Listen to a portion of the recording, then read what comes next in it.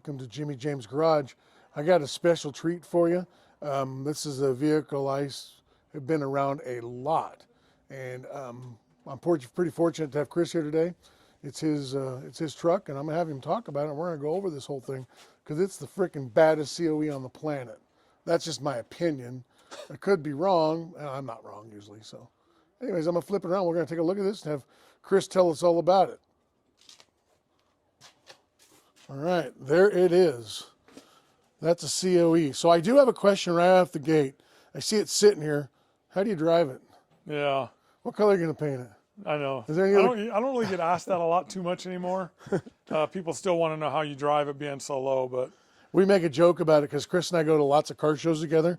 I've been doing it for quite a few years. And, you know, we sit in our chairs with our cars there, and it's the same kind of questions. It's pretty funny. So, anyways, Chris, tell me about your truck here. So it's a 1949 Chevy 5700.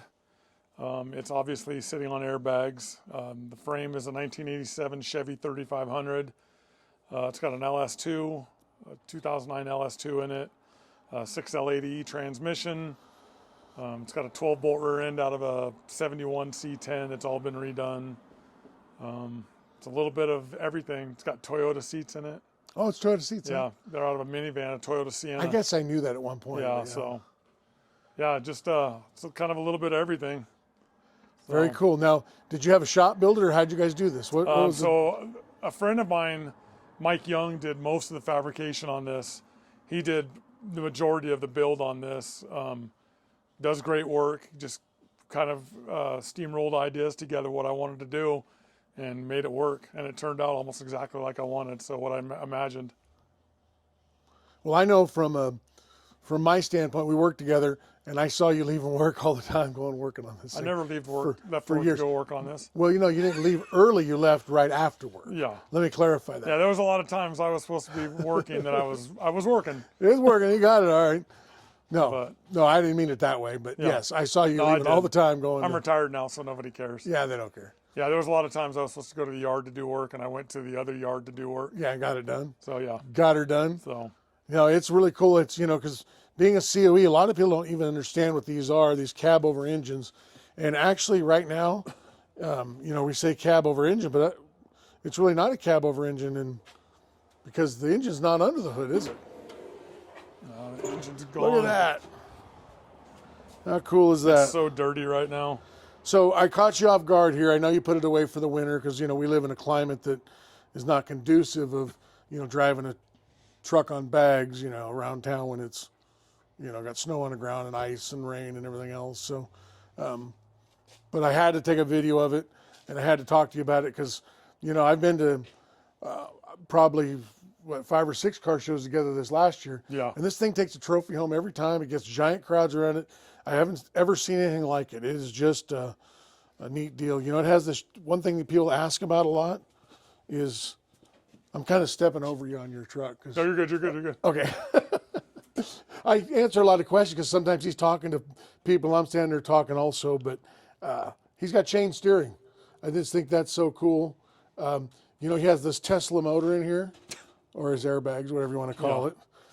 Same So thing. the tank and all that. So let's see the motor.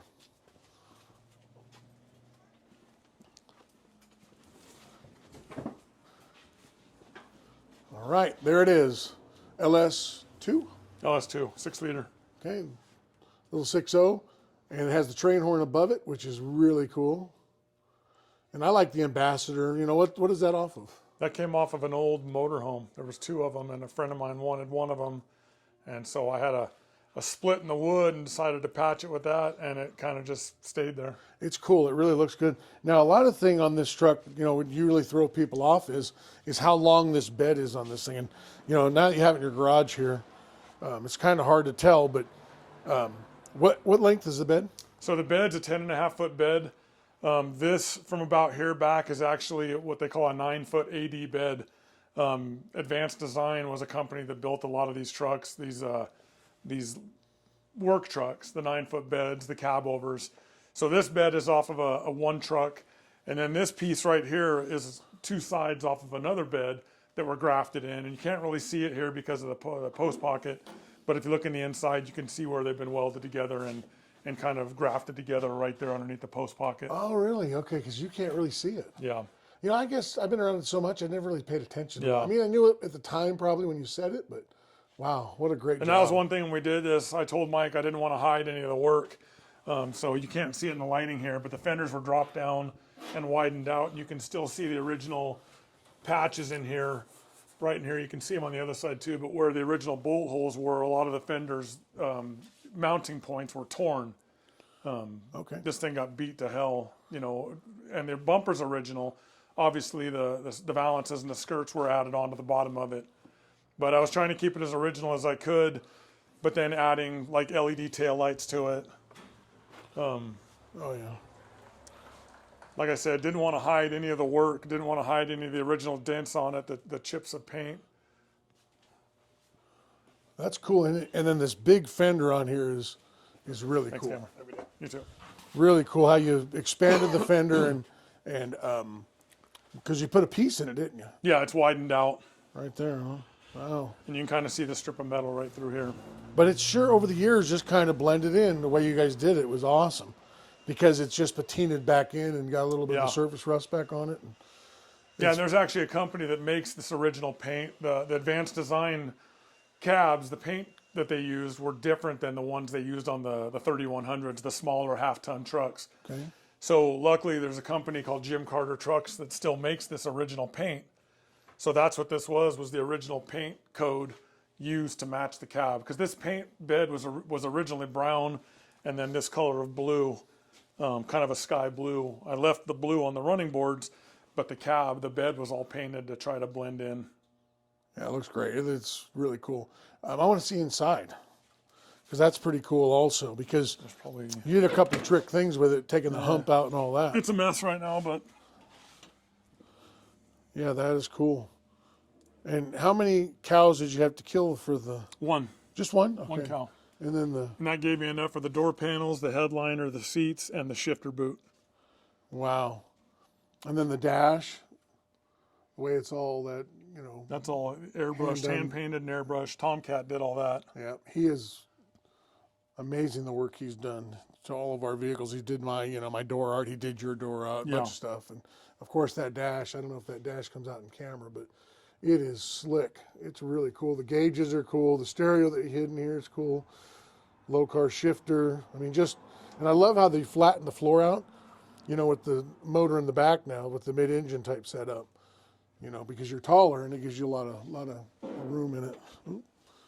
No, Tomcat did all the pinstripe too, huh? Yeah, Tomcat did the pinstriping, did the dash, did the door art, and then So I have a question. So what does your daughter say about Henry and Sons? I have pictures of her. She wasn't really a big fan. She didn't like the truck when I started it, so that was kind of a joke. And So I seen her. she's gonna get the pedal car. Oh, okay, I saw that the other day. This is actually her seat cover material for her pedal car. Okay.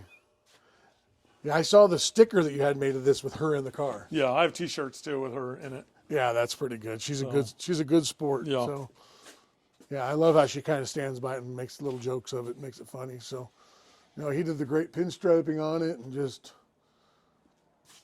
yeah, you're just not going to see another one like this. I mean, like I said, I've been to hundreds of shows over the the years, and I've just never seen anything just like this, and I've never seen anything bring a crowd like this. Yeah. This thing brings huge crowds. I mean, I'm trying to tell our people out here that they're watching my channel that this thing it's a showstopper. It really is. So you've won about everything you can win with it, except for shiny car shows.